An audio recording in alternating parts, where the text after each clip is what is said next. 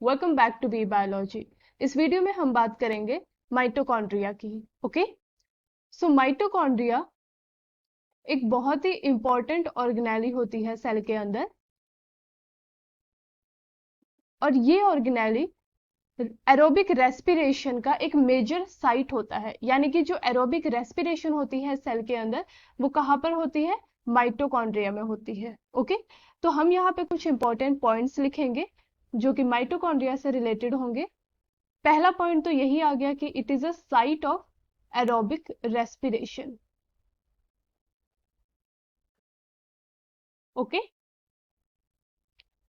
Second point ये है कि माइटोकॉन्ड्रिया को हम powerhouse of the cell भी बोलते हैं। Powerhouse of the cell,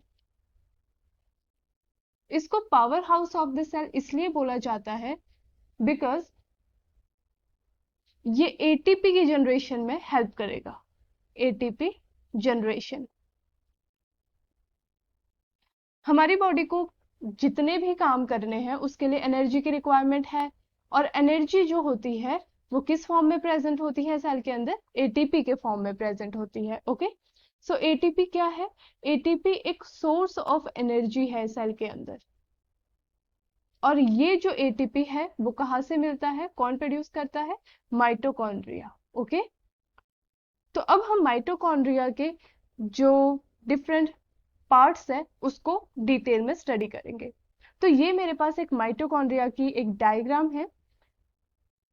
mitochondria के अंदर एक डेंस होमोजीनियस सब्सटेंस प्रेजेंट होता है जिसे हम मैट्रिक्स बोलते हैं। ओके, मैट्रिक्स जो होता है इसके अंदर जो हम ये देख सकते हैं यहाँ पे, ये मैट्रिक्स है। मैट्रिक्स में एक सिंगल सर्कुलर डीएनए का मॉलिक्यूल प्रेजेंट होता है।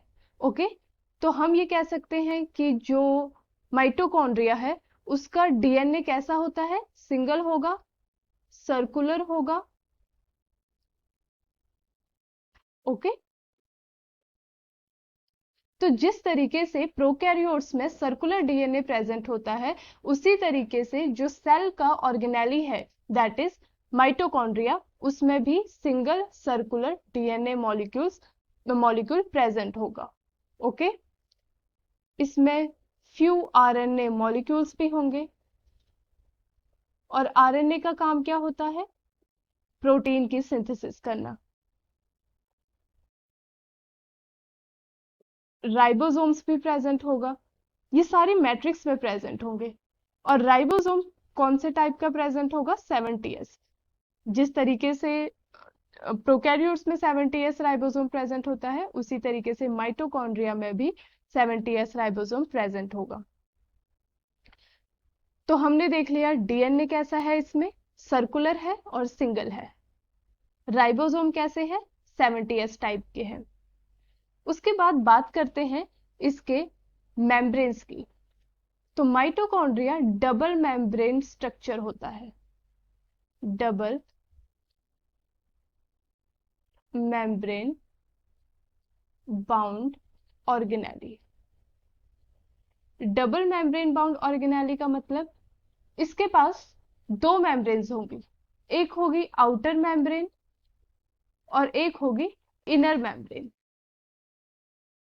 जो आउटर मेम्ब्रेन होगी, ये जो हम यहाँ पे देख सकते हैं, ये आउटर मेम्ब्रेन है जिसने माइटोकॉन्ड्रिया को बाहर से कवर किया हुआ है। इनर मेम्ब्रेन अंदर की तरफ होगी इस तरीके से, राइट। और ये जो इनर मेम्ब्रेन है, इनर मेम्ब्रेन में इनफोल्डिंग्स होती है। Infoldings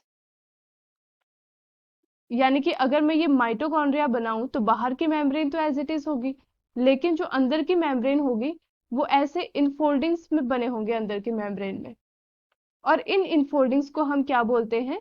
cristae. इनका काम होता है जो सरफेस एरिया है उसको इंक्रीज करना, क्योंकि जितना ज्यादा सरफेस एरिया होगा उतना ज्यादा माइटोकॉन्ड्रिया इफेक्टिवली काम कर पाएगा। ओके, उसको ज्यादा स्पेस मिल जाएगी काम करने के लिए। तो क्रिस्टे का काम होता है सरफेस एरिया को इंक्रीज करना, राइट। सो यहाँ पे हमने देखा कि किस तरीके से जो आउटर मेम्ब्रेन है वो बाहर की तरफ एक तरीके से प्रोटेक्शन प्रोवाइड कर रही है, और अंदर की जो मेम्ब्रेन है, इनर मेम्ब्रेन, वो इनफोल्डिंग्स बना रही है और क्रिस्टे बना रही है, जिसे हम क्रिस्टे बोल रहे हैं, और जिसका काम क्या है, सरफेस एरिया को इंक्रीज करना, राइट। तो यहाँ पे दो मेम्ब्रेन्स हैं, आउटर मेम्ब्रेन और इनर मेम्ब्रेन, इसलिए हम इसे डबल मेम्ब्रेन बाउंड ऑर्गेनेली बोल देते हैं कि इसके कितने मेम्ब्रेन हैं, दो, डबल मेम्ब्रेन है। So I hope you like this topic. Thank you.